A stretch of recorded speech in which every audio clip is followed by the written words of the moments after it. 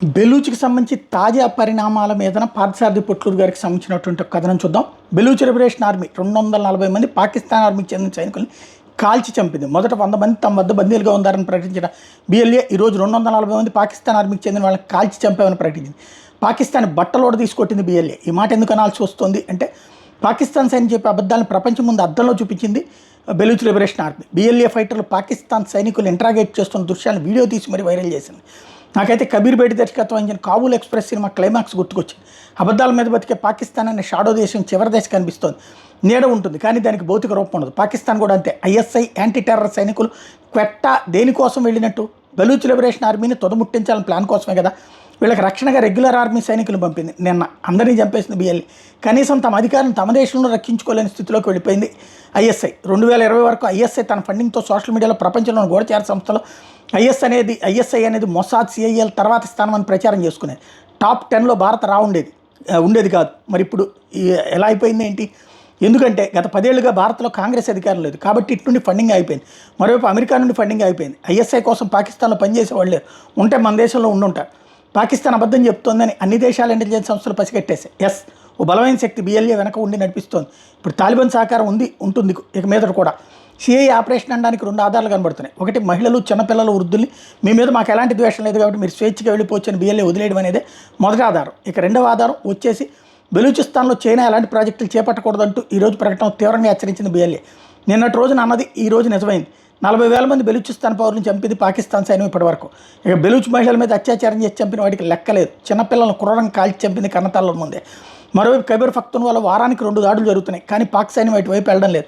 Balochistan BLA మీద దాడి చేయడం కోసం పాక్ ఆర్మీ, ఎయిర్ ఫోర్సులు కలిసి 36 గంటలు పోరాడి 16 మంది BLA ఫైటర్స్ చంపి వెనక్కి వెళ్ళిపోయాయి. కానీ బందీలను విడిపించే ప్రయత్నం చేయలేదు. 3 ప్రత్యేక రైళ్లను కూడా సంఘటన స్థలానికి తరలించిన సైన్యం. ఇంత చేసి BLA వదిలేసిన ప్రయాణికులను వెనక్కి తీసుకెళ్లి ఆపరేషన్ విజయవంతమైందని చెప్పుకుంది. అంటే CIA తాలిబాన్ల సపోర్ట్ ఉందని ISIకి తెలిసే తమ బందీలను విడిపించుకునే ప్రయత్నం చేయలేదన్నమాట.